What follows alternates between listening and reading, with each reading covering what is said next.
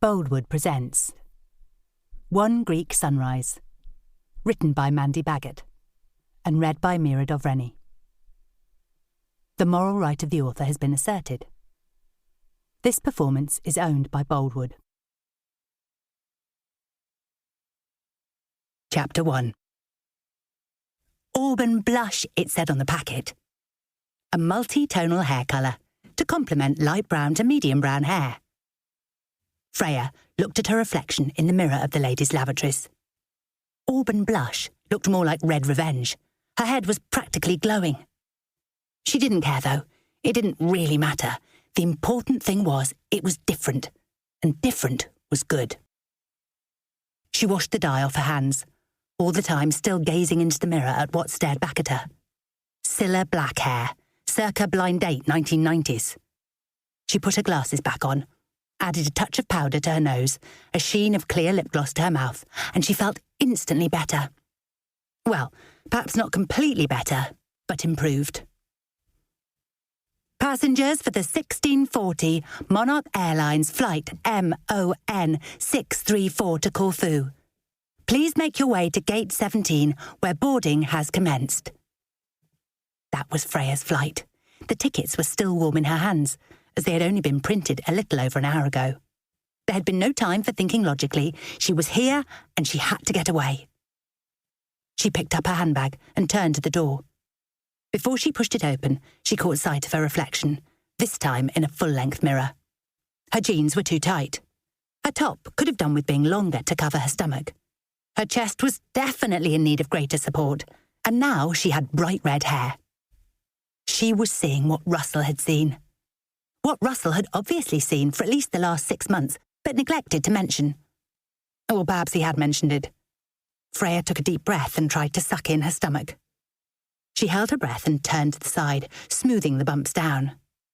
Perhaps she should invest in a corset. The door to the ladies was pushed open, and Freya let out her breath and coughed, hurriedly pretending to fix her hair. A super slim, super tanned, blonde-haired 20-something entered the toilets. Life always had a way of bringing you right back down to earth. She was never going to be a size 10. Who was she trying to kid? She was never going to be a size 16. She made her way out of the toilets and headed towards the gate. People around her were racing towards the boarding gates, hurrying along the moving walkways excitedly, frantically. Freya, in comparison, followed the directions calmly, outwardly appearing almost serene. However, on the inside, she was far from serene. She was still angry and hurt. And what was worse, she had just wasted a year and a half with someone who thought nothing of her. Boarding was well underway, and Freya handed over her passport and boarding card to yet another super slim, blonde-haired 20-something on the desk. "Thank you, that's all in order," the woman told her with a whiter-than-white smile. Freya nodded, took back her passport, and headed down the tunnel towards the plane. She reached into her handbag as she walked and took out her mobile phone. There were 35 missed calls. As soon as she'd left the restaurant, she had switched it to silent. She knew he would call her. Well, it was only natural you would call someone if you were supposed to be meeting them for lunch, and you thought they hadn't turned up. But Freya had turned up. She'd even been early. She had then decided, in her wisdom, to go to the ladies before indicating her arrival to the maitre d'. She had wanted to look her best on her birthday, her 30th birthday. She hadn't wanted a party or anything extravagant, but she had wanted to mark the occasion. She had decided on a nice lunch with her boyfriend at her favourite restaurant. Thinking back, if she had just taken 10 seconds longer putting on her lipstick, or if she hadn't washed her hands, or if she had just skipped going to the loo and sat straight down at the table, she wouldn't be getting on a plane right now. She had come out of the ladies and seen Russell stood at the bar. The idea had been to surprise him, creep up on him, put her hands over his eyes and make him laugh. So she had crept quietly up towards him, and it was as she crept that she listened and heard him say, "I wonder if you've seen my girlfriend. I'm supposed to be meeting her here. She's a large girl, with brown hair and glasses, sort of ordinary looking and probably wearing jeans." When he'd said, "large girl, He'd used hand gestures to indicate the largeness. Freya was rooted to the spot for a split second, until a voice inside her had said, "Run!" and she had moved quickly towards the door and out of the restaurant before Russell had a chance to notice her. It had been like having her eyes opened.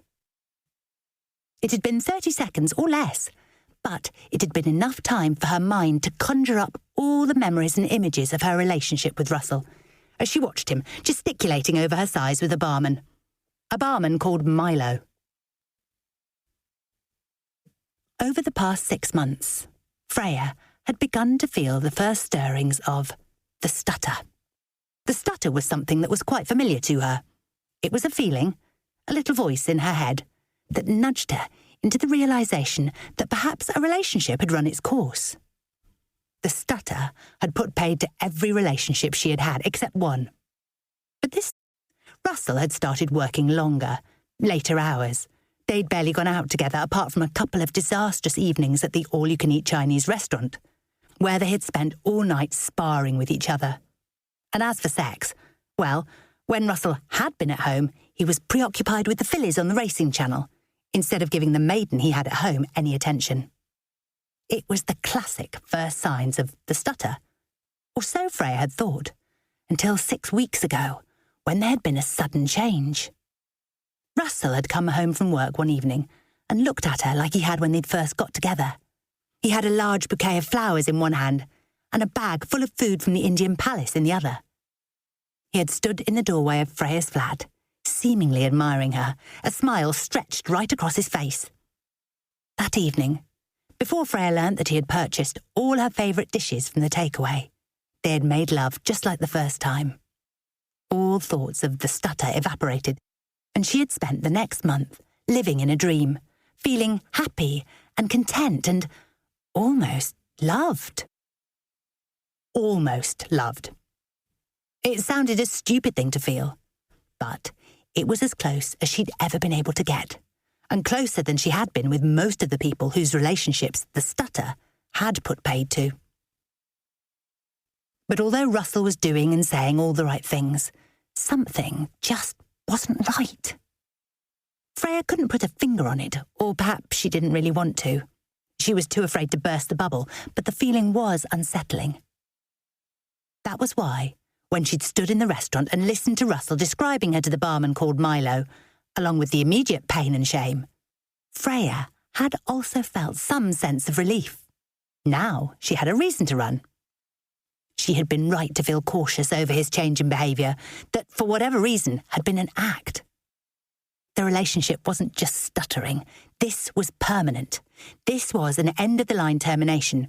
Everybody should disembark. Or, in Freya's case, board the next available plane. Freya sat down in her seat on the plane and let out a breath. This now felt like the right thing to do. It had seemed somewhat mad when she'd hailed a taxi to the airport, bought a ticket to Corfu and then bought a hair dye in that order. But now she felt more relaxed about it all. A large girl. Yes, she was a large girl. There was no point in denying it. But she'd been a large girl when Russell had wooed her. He had told her she was beautiful and pestered her for a date until she had no choice but to give in. And as time went on, she thought that he had loved her. She thought he might have been the man that she told everything to. As she sat on the plane on her birthday, her partner having been revealed as a prize shit, she hadn't cried yet, but she knew the tears would come, probably as soon as she saw Emma. Freya turned off her mobile phone. She would call Emma from Corfu. The last thing she needed was someone to try and rationalise things right now. She had never been the rational type, and that was probably why she carried her passport around in her handbag. Freya fastened her seatbelt and shut her eyes. Suddenly she felt very tired of everything. If she could just get a few hours' sleep while the plane completed its 3.5-hour flight, it would be a start. But she was woken abruptly, shortly after the plane had finished making its ascent and had settled at its cruising altitude. Her head was being thumped against the back of her seat. At first, she considered it might be turbulence. However, it soon became rhythmic. Boom, boom, boom, over and over again. Someone was kicking her seat. Freya wasn't good-humoured on waking, but today was not the best day and she felt particularly intolerant. She took off her seatbelt and knelt up to peer over the headrest at whoever was occupying the seat directly behind her. An angelic-looking girl of about 6 years old, complete with plaits, was kicking the back of Freya's seat as hard as she could manage with pink, patent shoes. "Could you stop doing that, please?" Freya said firmly, glaring at the girl. The little girl gave Freya a well-practiced, butter-wouldn't-melt smile, and then landed another kick onto the seat, even more forceful than before. "I said, could you stop that, please?" Freya barked. This was no time for beating around the bush when she needed sleep.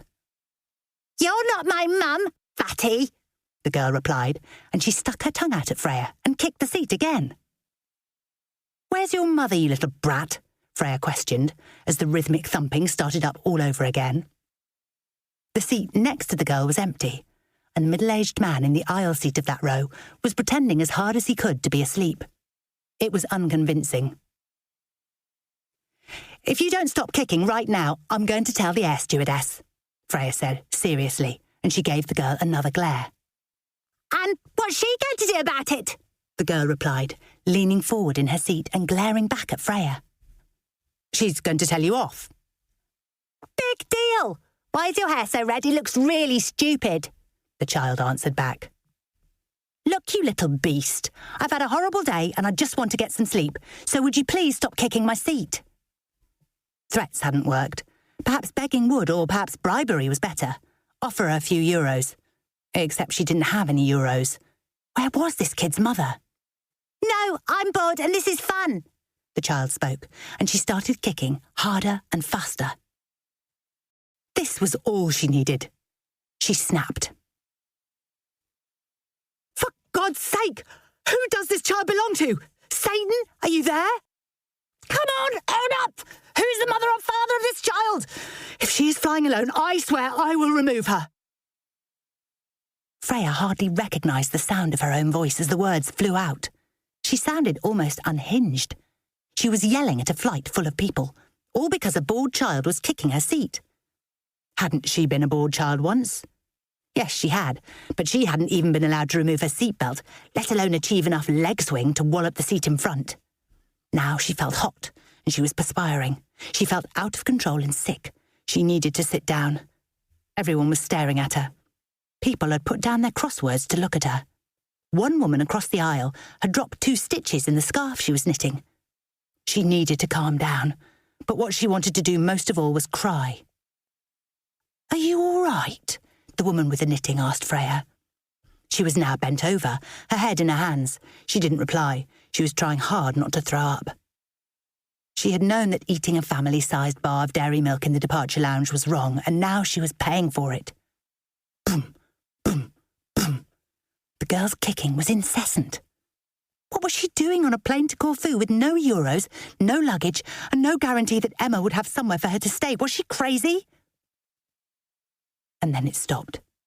Her seat was no longer being kicked out of its fixings, and the banging in her head had lessened. Had the devil child found something else to entertain her, Freya wondered? Tying people's shoelaces together, activating the emergency life jackets, creating an elaborate bomb using nothing but the survival leaflet, a can of Coke and some Kirby grips. Freya dared to turn her head and peek through the gap between the seats. The child's mother had returned, and the girl was still looking angelic, but this time she was asleep, her head on her mother's lap. "Is everything okay, madam? Can I get you a drink?" Freya hadn't noticed the air hostess arrive, but she did now, and she also noticed she was pushing the drinks trolley, which contained a large selection of alcoholic beverages. All of them looked immediately appealing, even the sherry. "Can I have a brandy and Coke, please? A large one," Freya asked her, trying to compose herself. "Of course, madam, with ice," came the reply. "Please," Freya answered. "That will be £5.60, please," the air hostess informed her as she placed the drink and a napkin on Freya's stowaway tray. Oh my God, money. Did she have any cash? She had bought the plane ticket with her Visa card, and now she didn't know whether she had enough cash on her to pay for a drink she badly needed. She picked up her handbag from the floor of the plane and began searching through it to try and find her purse. On opening her purse, she discovered she had precisely £2.26. Do you take credit card? Freya inquired, with a hopeful look at the stewardess, who also happened to be a super slim, blonde-haired 20-something. We do take Visa, madam, but only for purchases of more than £10. We take euros, however, if you want to use your holiday money, the hostess replied with a helpful smile. If only I had some, thought Freya. There was only one solution. I'd better have two, then. When do we land? Freya asked, as she handed over her credit card. Just over an hour now, not too long. There you go. If you would just enter your PIN number, thank you, she spoke, completing the transaction. Freya took a large mouthful of one of her drinks and tried to relax herself. It wasn't long now until she'd be in Corfu. I see the little terror behind you is asleep now. Make the most of the peace and quiet. Let's hope she isn't staying at your hotel. The stewardess spoke in a hushed voice as she moved her trolley past Freya and along the aisle. Freya nodded and smiled. That would be too cruel to imagine. And fate could not be that cruel on your birthday. Chapter 2. It was an hour and 5 minutes before the plane touched down. It was 10:30 p.m, local time, and dark. Freya was glad to arrive. She had never been a lover of flying, and 3.5 hours was about her limit. She had done a long-haul trip to Canada once to photograph the Rockies for a client, but these days she stuck to scenery nearer to home. As she stepped out of the plane and onto the steps, Freya took a deep breath of the night air and filled her lungs with it. It was warm, it was sweet, and it filled her whole head up with its comforting scent. There was absolutely nothing on earth as wonderful as Corfu air, and it made Freya feel welcome every time she visited. Excuse me, we're in a bit of a hurry. One of her fellow passengers nudged Freya's shoulder, and she was brought back to the reality of just having landed with Britain's fraught and impatient holidaymakers, desperate to start queuing for their suitcases. There was nothing like a bit of argy-bargy for your bags to really get you into the holiday spirit. And thinking of spirit, the brandies in Freya's stomach were swimming around nicely with the chocolate. But her insides were suggesting from the groans and rumblings that she should think about getting them some company pretty soon. After a short bus ride that Freya never thought was really necessary, she arrived at the terminal and was at last stood in Corfu International Airport, waiting to have her passport scrutinised. While she was stood in line, she scrutinised the photograph herself. She had been just 21 when it was taken, 9 years ago. Her hair was long and brown, and she wore huge spectacles that made her look like a cross between an owl and a headmistress. The weight hadn't changed in 9 years. The queue for passport checking was unmoving, and Freya decided that now was as good a time as any to call Emma. She just hoped that she answered, as she hadn't considered what she would do if she didn't. Freya turned on her mobile. There were now 54 missed calls and a low battery. She scanned down the phone to Emma's mobile number in the phone book and pressed call. Nothing happened. Freya checked the screen, and it revealed she had no network coverage. This could not be happening. She knew she was able to make international calls. She'd always been able to make international calls from anywhere to anywhere, so why wasn't it working? What was she going to do? She had no money to make a call from the public phone. She was stuck in Corfu Airport with no means to get out. Just as she was about to go into full-blown panic mode, the words Vodafone Greece appeared on her phone's display, together with a full signal. Freya took a long, slow breath and mentally thanked the Greek gods, or at least those representing communication. The phone rang several times in that infuriating continental way until at last... Freya, happy birthday? Emma's voice answered, and Freya smiled, feeling comforted by the sound of a familiar voice. Thanks, and thanks for the card and the earrings. They're lovely, very me, Freya responded. The queue in front of her began to move at last. So, what are you up to? Russell taking you out somewhere nice? Emma inquired. Not exactly, Freya answered, moving towards the booth ahead of her. What time is it there? I still get confused what with the clocks there going forward and back, Emma continued. It's 10 to 11, Freya replied, and she braced herself for her friend's reply. "No, it can't be. That's what time it is here, silly," Emma spoke. It was at that moment the airport announcer decided to tell the terminal, in Greek and English, that the flight going to Stansted was about to leave from Gate 3. "Freya, you're at Corfu Airport, aren't you?" Emma stated, matter-of-factly. "Oh, Em, act a little surprised, please," Freya begged. "Nothing surprises me with you. I can't remember the last time you made a planned visit. I'm getting used to it," Emma admitted. "I'm sorry. I didn't know where else to go. I'm stupid, aren't I? I shouldn't keep doing this when I hit a low. I should have called," Freya began. The tears were welling up in her eyes already, and she was now fourth in the queue. She was feeling weak, and that in itself made her angry. How dare Russell make her feel like this? "Don't be silly, Freya. It's fine. Get a taxi here. In fact, don't get a taxi. Go to arrivals and find the Sun and Sea rep. She should be the only one dressed entirely in mint green. It'll be Madeline or Tracy. Tell him you're my friend and hit..." "Are you sure there'll be room on their coach? I don't want to be a pain," Freya spoke. "Trust me, they'll have room. So just get off the coach at the Sea Bar. I'll meet you there and we'll have a big drink and a chat, OK?" Emma told her. Freya felt a surge of relief that Emma had taken control of the situation. She needed someone to lean on right now, and she had been right to count on Emma, as always. "OK, thanks. Look, I've got to go. I'm next in the passport queue and I'm running out of battery. I'll see you..." At that moment, the battery died and Freya was called forward to have her passport checked. She did the best she could to look like a schoolteacher and an owl and was let through into the arrivals hall. Once there, it wasn't difficult to find the Sun and Sea representative. Tracy was head to toe in mint green, including her shoes. That, Freya decided, was very scary indeed.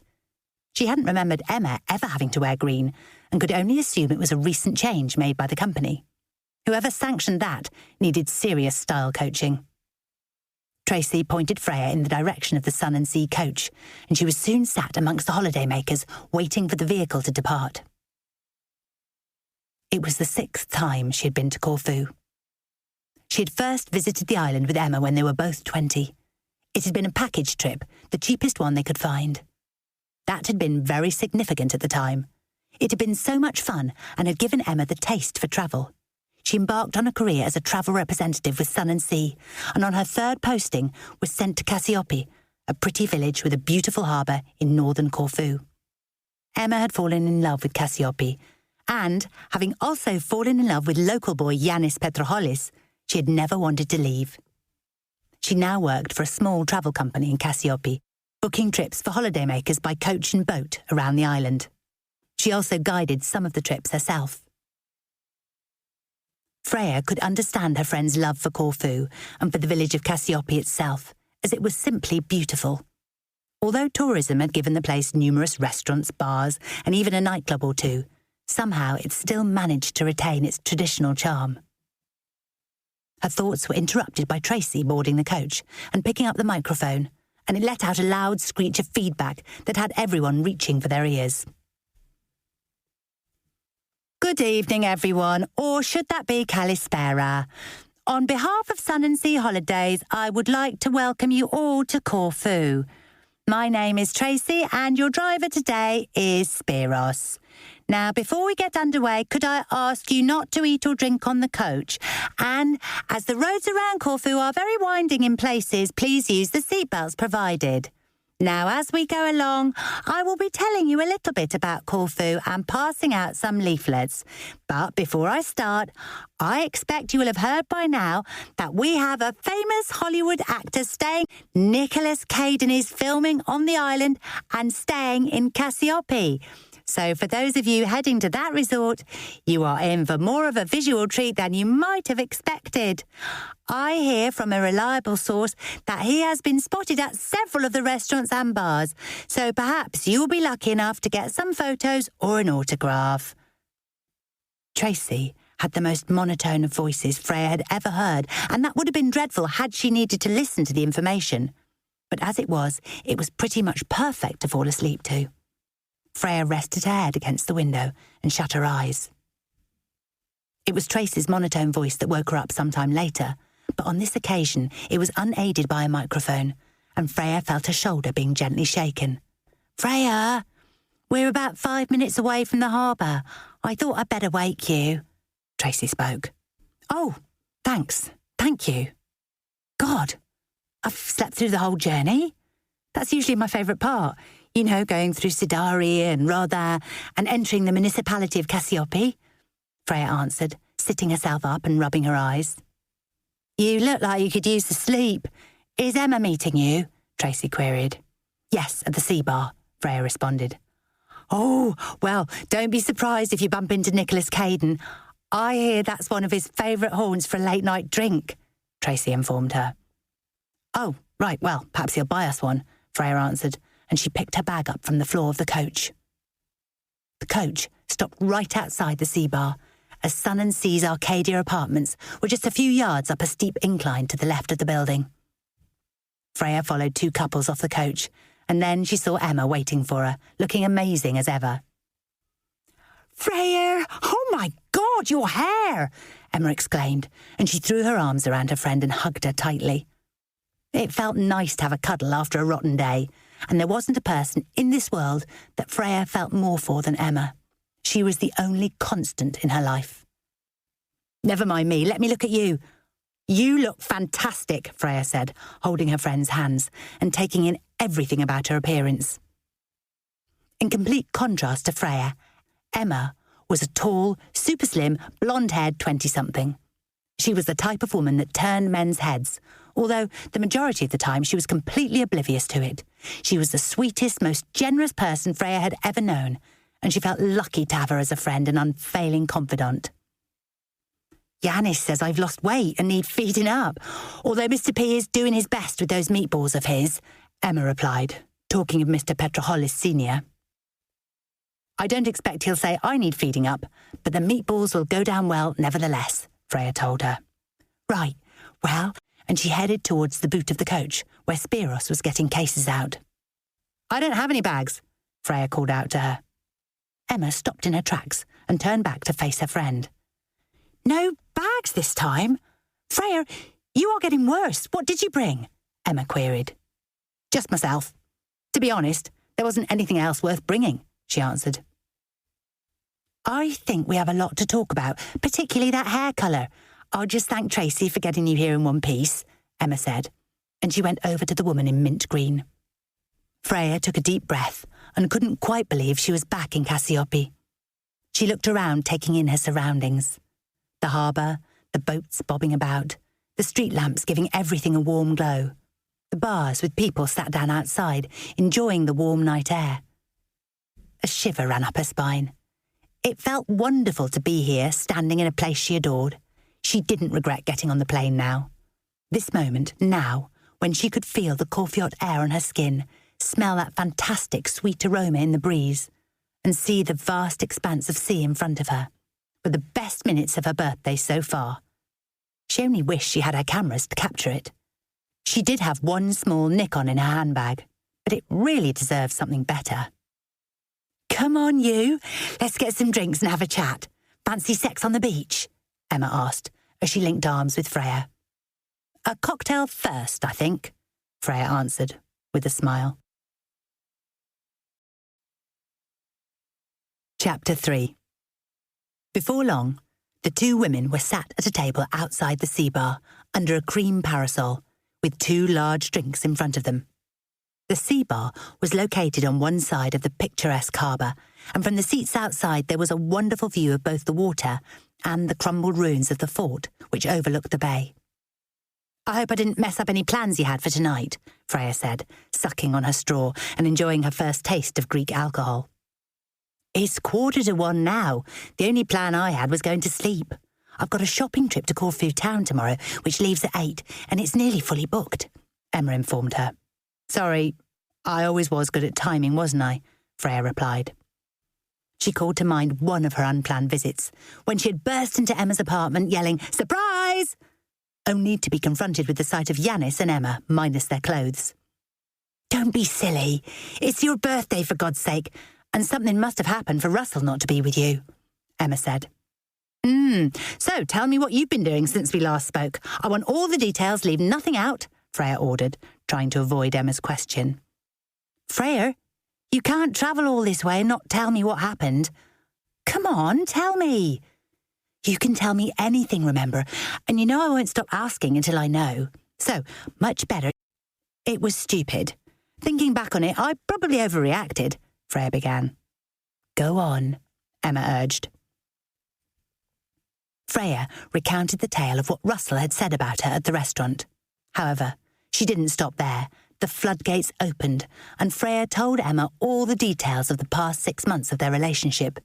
Details that somehow hadn't seemed important enough to mention in any of their phone conversations. Well, you know, I've been put down by everyone for most of my life.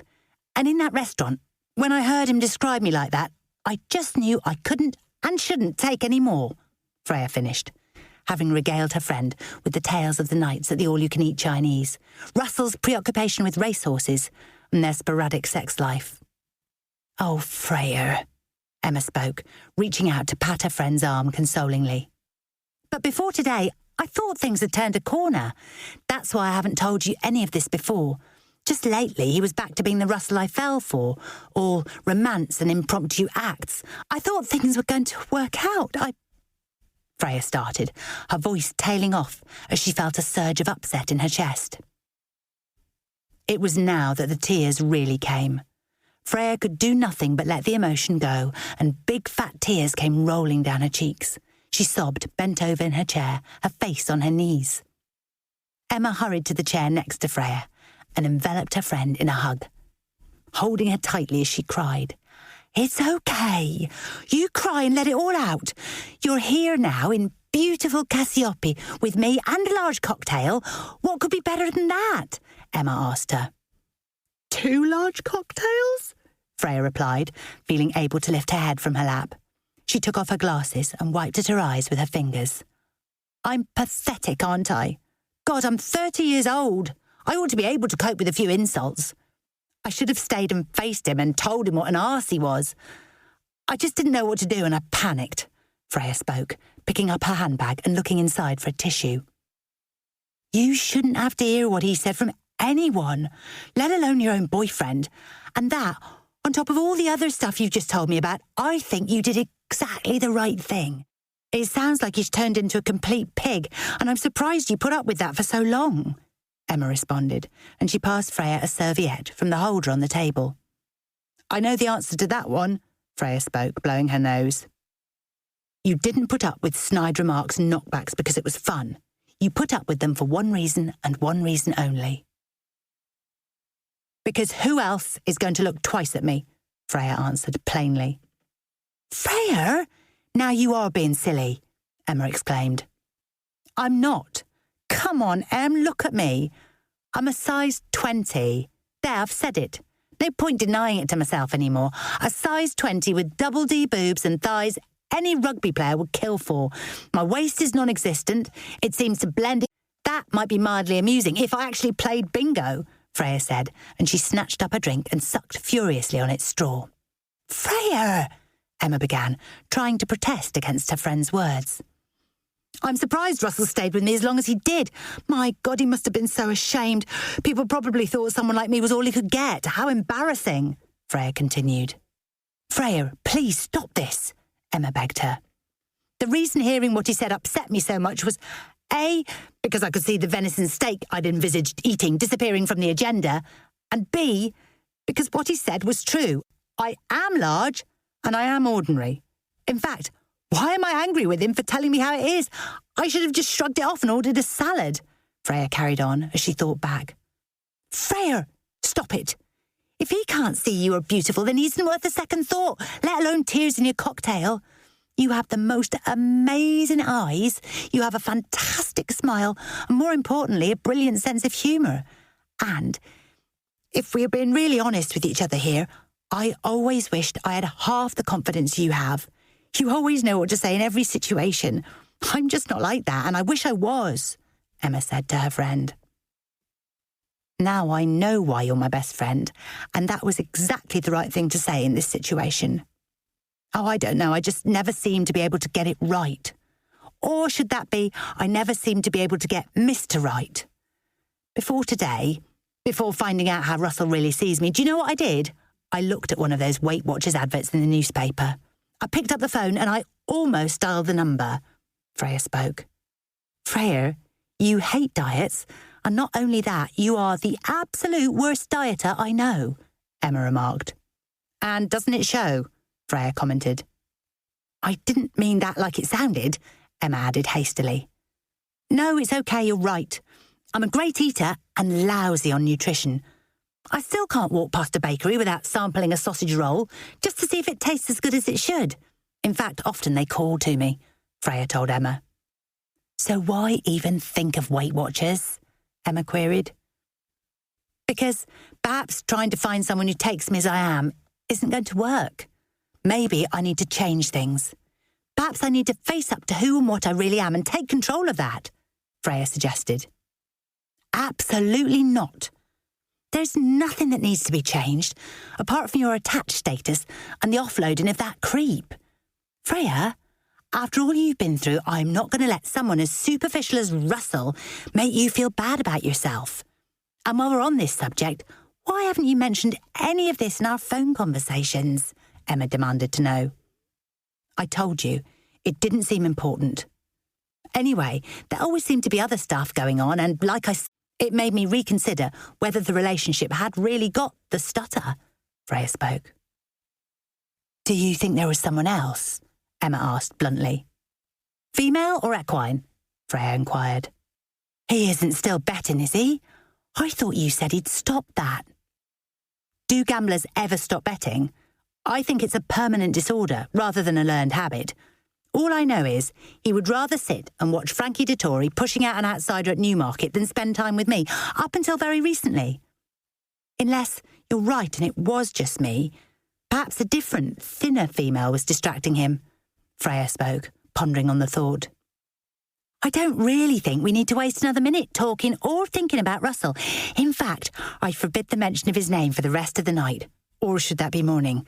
Now, are you going to order us both another drink? I'll just have an orange juice because I've got that early start, Emma said, passing Freya her glass. Making me drink alone? I'm not sure I can allow that, Freya said, standing up and preparing to go to the bar. Hang on, wait! Look! Emma exclaimed as she became animated in her seat. What? What exactly am I looking at? Freya questioned as she looked across the harbour to where Emma was pointing. Nicholas Kaden! There! With Bob Crosby and Jean Bates just leaving the nightclub. You can't tell me you can't see them. There are about 50 people taking photographs, Emma said, leaning over as far as she could to get a better look. Cool. I'll go and get the drinks, Freya said, and went towards the bar. Freya! You don't have to go to the bar. They'll bring the drinks over if you call them. How many times has she been here? Emma said, as Freya disappeared from view. After the women's second drink, they began walking away from the harbour towards the village square. Having had nothing to eat, Freya was feeling woozy and also desperate for sleep. Look, Em, I'm sorry about turning up unannounced. I should have called from London. Will the Calypso have a room free? Freya asked. She hoped they did, as she needed a bed now more than ever before. Yes, they have. Well, they did at 11:30 tonight. That's where I was when you called me. I've got myself another little job doing the weekly quiz, Emma admitted, with a snort of laughter. But you hate quizzes, Freya reminded her. Taking part in them, yes. Setting them up is a bit of fun, and Yanis helps me out with the round about all things local, Emma told her. I don't believe you're a quizmaster. You always hated blockbusters, Freya remarked with a shake of her head. Don't take the mickey, or I'll make you set the questions next week. If you're going to be here next week, that is. How long did you plan to stay? Emma asked. I don't know. I haven't really thought too far ahead. I have no money or clothes, remember, Freya stated. Then I have a great idea. Why don't you join me on the Corfu town shopping trip in the morning? We can have a look at the clothes, get you some hot new outfits and have a nice lunch. A proper girly outing, Emma suggested, as they headed for reception. I don't think so, Freya replied. Why not? Emma questioned, disappointment in her voice. Because I'm sure you said it left at 8 in the morning. It does, but come on. It's 2:30 now, 4.5 hours sleep and a quick shower. You'll feel like a new woman, Emma cajoled. I'll feel like a wreck. I'll probably feel worse than I feel now. But I haven't the energy to argue with you, so where do we meet? Freya asked with a tired smile. At the square, Emma answered excitedly. 10 minutes later, after Emma had booked Freya in with the manager and obtained a key, Freya was standing in her apartment. It was a standard apartment with no plush fixtures and fittings, but it had all the essentials. There was a small kitchen area with a hob, kettle, toaster and sink, a bathroom with toilet, basin and shower. But most importantly, there was a large double bed, taking up the majority of the room. It was made up with crisp white sheets, and nothing had looked so appealing to Freya before. Her eyes were heavy and sore, and she had been constantly yawning for the last hour. She wanted a cup of tea, and she could see there were some complimentary tea bags by the kettle, together with some small pots of milk. But boiling a kettle seemed such hard work. She didn't have the energy. She took off her shoes and lay down on the bed to reflect on the day. How much had changed in a few hours? She should have been lying in bed with Russell, thinking about the great birthday she'd just had. Instead, she was lying alone in an apartment in Corfu, Greece, having been insulted by her boyfriend, bullied by a psychotic kid on the plane, and perhaps, worst of all, ended up with hair the colour of a tube of Pringles Original. It had been some 30th birthday. Thankfully, sleep came quickly. Chapter 4.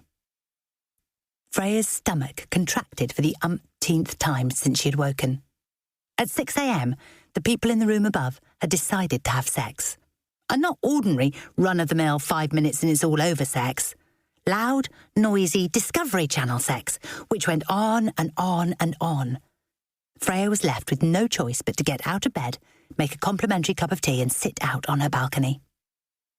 Her balcony, she discovered, had a fantastic view of the mountains, and she took the opportunity to take some photographs with the early morning mist enveloping the peaks. Now, it was 7:15, and she was making her way to the bakery, 2 for her and 2 for the fish in the harbour. She always fed the fish when she visited, and they leapt out of the water sometimes in a bid to be the first to swallow the food. It was a relaxing way to pass half an hour or so, and the fish made good subjects, if you happened to have the right photography equipment with you. She didn't. Freya entered the bakery and breathed in the delicious yeasty smell that hit her. It made her stomach contract all the more vigorously. She was aware of someone entering behind her, so she held the door open for them, and a middle-aged woman in a tweed suit came into the shop after her. Freya thought the tweed suit was a little inappropriate for the climate, seeing as the sun was already up and making its presence felt. Kalimera, could I have 4 large white rolls, please? Freya ordered from the elderly Greek woman behind the counter. Freya was very nearly licking her lips in anticipation of eating the rolls. Perhaps she would have 3 as she was so hungry. Freya watched as the woman bagged up the rolls and tried to stop herself from drooling. 75 cents, the woman asked. Freya handed over a €10 note she had borrowed from Emma the night before and muttered an apology about having nothing smaller. The woman handed her change and the bag of rolls, and Freya left the shop, hardly able to wait to sink her teeth into one. She decided to wait, however, until she was sat at the harbour, looking out over the ocean.